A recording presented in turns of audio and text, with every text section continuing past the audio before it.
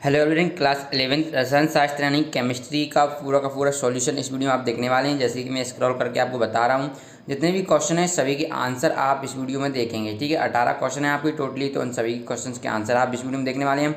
तो वीडियो को लाइक कर दीजिए वीडियो पसंद आए तो, और अगर चैनल को सब्सक्राइब करना चाहें तो चैनल को सब्सक्राइब कर लें ऐसी वीडियो पाने के लिए। और आप बेल आइकन का बटन भी प्रेस कर सकते हैं, क्योंकि जब भी हम और वीडियो डालें पूरा का पूरा सॉल्यूशन तो उनकी नोटिफिकेशन आपके पास पहुंच सके। तो इस वीडियो में हम बात करने वाले हैं, जो आप देख सकते हैं सेट ए है। ठीक है, और वैसे मैंने बता दिया रसायन शास्त्र है, केमिस्ट्री का आपको सॉल्यूशन बताया जाएगा पूरा का पूरा हल। ठीक है, प्रश्न क्रमांक 1 देख लेते हैं। तो प्रश्न क्रमांक 1 के जो आंसर हमने यहाँ पर लिखे हुए हैं सेट ए वाला है। ठीक है, और आपके पास क्वेश्चन पेपर तो होगा तो आप वहाँ से देख पाएंगे। तो इस प्रकार से आपको कर लेना है। दूसरे में के पॉजिटिव H+ आयन देते हैं, चौथा क्लोरोफॉर्म, और 5 में CnH2n+2। ओके, प्रश्न क्रमांक 2 के उत्तर देख लेते हैं। तो शुद्ध जल की मूलता 55.6 होती है। ओके, प्रश्न क्रमांक दूसरे का पहले का बता दिए, फिर दूसरा है 5 इसका आंसर, तीसरे का डेल ई हो जाएगा। नेक्स्ट है यूरे, चौथे का आंसर आपको यूरो का लेना, पाँचवा 18। इस प्रकार से आप कर लेना। प्रश्न क्रमांक 3 के उत्तर देख लेते हैं। ठीक है, तो प्रश्न क्रमांक 3 में उत्तर पहले सही होनी मिलाना। तो केल्विन किसका होता है? ताप का मात्रक होता है। निष्क्रिय गैसों की संरचना तो H2Pt होती है। शून्य pH वाला विलयन तो उदासीन। सबसे कम क्षारीय धातु बेरिलियम होती है। और समूह 14 के इलेक्ट्रॉन विन्यास कितना होता है? तो ये NH2 और Np6 होता है। ओके, इस प्रकार से चलिए क्वेश्चन नंबर 4 देख लेते हैं। तो हाइजेनबर्ग का आपको अनिश्चितता सिद्धांत का लिखना फॉर्मूला, तो डेरिवेशन तो यहाँ पे हमने लिख दिया del X into del P बराबर लैम्डा अपॉन 4x। दूसरे का आंसर यहाँ पर लिखा हुआ है 7.4। तीसरे का आंसर हमने लिखा हुआ है यहाँ पर एसिटिकम। चौथे का आपको अगर आता है तो आप हमें कमेंट बॉक्स में बता सकते हैं। ओके, पाँचवा है 2.5। चलिए प्रश्न क्रमांक 5 देख लेते हैं, क्वांटम। तो क्वेश्चन नंबर 5 का आंसर कुछ इस प्रकार से आपको लिख लेना है कि क्वांटम यांत्रिकी एक सिद्धांत है जिसे। हेलो दोस्तों, पढ़ाई में डाउट आते हैं तो घबराएं मत, सबका सॉल्यूशन डाउटनट। दोस्तों, आप किसी भी सवाल में अटक गए हो या आपसे सॉल्व नहीं हो पा रहा है, बस आपको उस क्वेश्चन की फोटो लेना है, क्वेश्चन को क्रॉप करना है और 5 सेकंड के अंदर आपको उस क्वेश्चन का वीडियो सॉल्यूशन मिल जाएगा। फिर चाहे आपका क्वेश्चन होमवर्क का हो, CBSE बोर्ड का हो, यूपी, बिहार, महाराष्ट्र, राजस्थान, MP या फिर किसी भी बोर्ड का हो, चाहे IIT जी नीट या क्लास 6 से 12वीं का सवाल हो, इन सब का जवाब मिलेगा डाउटनट ऐप पर। या फिर कोई भी कोर्स का सब्जेक्ट हो, physics, chemistry, math, biology, science, आपके सभी सवालों का जवाब मिलेगा डाउटनट ऐप पर। साथ ही आप डाउटनट ऐप पर पढ़िए कोटा के best faculty sir, GB sir, NG sir, Akanksha ma'am, Prince sir जैसे टॉप टीचर, यानी पूरी पढ़ाई अब डाउटनट ऐप पर है। 3 करोड़ से ज़्यादा बच्चे डाउटनट ऐप का पढ़ाई कर रहे हैं, तो आप भी जाइए और डाउटनट ऐप को इंस्टॉल कीजिए। सर बुल्ब पाउली ने प्रतिपादित किया। ठीक है, किया था। और किसी परमाणु में 2 इलेक्ट्रॉनों के लिए चारों क्वांटम संख्याओं के मान समान नहीं हो सकते, और उन्होंने ये बताया। प्रश्न क्रमांक 6 है, तो कार्बन के परमाणु परस्पर संयोग करके लंबी श्रृंखला बनाने की क्षमता रखते हैं।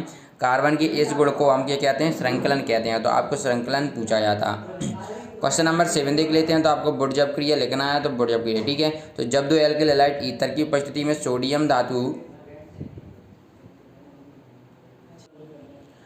धातु से अभिकृत होकर संगत एल्केन या पैरा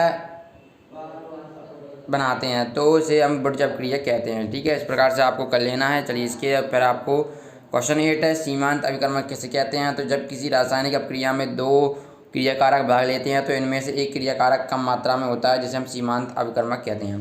क्वेश्चन नंबर 9 है, अभाव का नियम लिखना है। तो आपको कुछ इस प्रकार से लिख लेना है, इस सिद्धांत के अनुसार विभिन्न कक्षकों में इलेक्ट्रॉनों का प्रवेश उपकोषों की ऊर्जा में वृद्धि के क्रमानुसार होता है, और इलेक्ट्रॉन का एक एक करके ऊर्जा के बढ़ते स्तर क्रम वाले उपकक्षकों में प्रवेश करता है। क्वेश्चन नंबर 10 के आंसर देख लेते हैं कि किसी आवर्त में बाएं से दाएं जाने पर इलेक्ट्रॉन लब्धि एंथैल्पी का मान सामान्यतः अधिक ऋणात्मक होता है।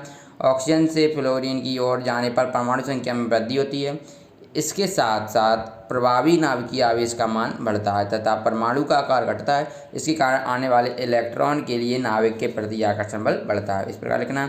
क्वेश्चन नंबर 11 आपको इसका इलेक्ट्रॉनिक विन्यास फ्लोरीन का बताना है। तो परमाणु क्रमांक इसका 17 का नाम है क्लोरीन। इलेक्ट्रॉनिक विन्यास आपको कुछ इस प्रकार से कर लेना है, और संयोजकता इसकी कितनी हो जाएगी? 1। क्वेश्चन नंबर 12 देख लेते हैं, pH मान आपको बताना है। तो यहाँ पर लिखे हुए हैं, दूध का pH मान 6.4 होता है। ठीक है, काली का की क्या होता है? 4.6, और टमाटर का 4.5, और नींबू पानी का 2.8। नेक्स्ट क्वेश्चन की ओर बढ़ते हैं। तो नेक्स्ट क्वेश्चन है हमारा क्वेश्चन नंबर 14। जब एक क्षार धातु को द्रव अमोनिया में घोला जाता है तो तब विलयन विभिन्न रंग से प्राप्त करता है। तो अब इनकी स्क्रीनशॉट लेकर आप लिख सकते हैं, ठीक है। इस प्रकार से क्वेश्चन नंबर 14वें का आंसर हो जाएगा। फिर क्वेश्चन नंबर 15 आप देख सकते हैं।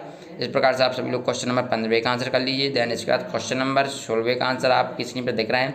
ऊष्मागति का शून्य नियम लिखना है। तो ऊष्मागति का शून्य नियम बताता है कि जब दो निकाय किसी तीसरे निकाय के साथ ऊष्मीय साम्य में हो तो दोनों निकाय आपस में भी एक दूसरे के साथ ऊष्मीय साम्यावस्था में होते हैं, ठीक है। और उदासीनीकरण ऊष्मा आपको बताना है, दूसरा टॉपिक दिया हुआ है, इस पर लिखना है। फिर क्वेश्चन नंबर 17 है आपको हीरा। तो हीरा ग्रेफाइट, हीरा कठोर होता है। हीरा और ग्रेफाइट में आपको अंतर लिखना है। तो यहाँ पर आप डिवाइडर ये खींच लीजिएगा, ठीक है। हीरा और ग्रेफाइट में आपको ये अंतर कुछ इस प्रकार से लिख लेना है, कोई 5, ठीक है, अच्छी तरीके से।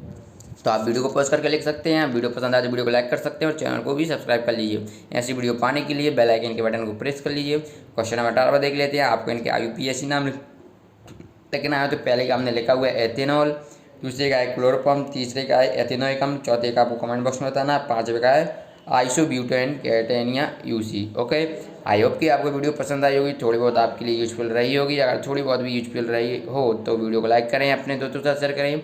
और अगर आपको सेट A का भी हमने इसमें बताया और भी सेट चाहिए तो आप हमें कमेंट बॉक्स में बता सकते हैं। चलिए मिलते हैं नेक्स्ट वीडियो में, धन्यवाद।